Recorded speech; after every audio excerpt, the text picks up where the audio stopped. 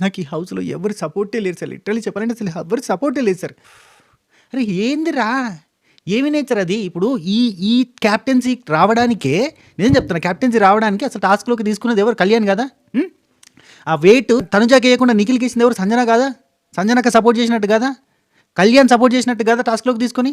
అసలు ఆ రాణుల టాస్క్, రాజుల టాస్కుల్లో కమాండర్‌లలో ఎవరు పోవాలి అనేటప్పుడు ప్రజల్ని పంపిస్తే నలుగురు కూర్చుండి. గౌరవ్, భరణి అన్న, ఇమాన్యుల్, సుమన్ శెట్టి అన్న వీళ్ళు సపోర్టర్స్ కాదా? ఎట్టొచ్చినావమ్మా నువ్వు? అసలు కెప్టెన్ ఎట్లయినవు?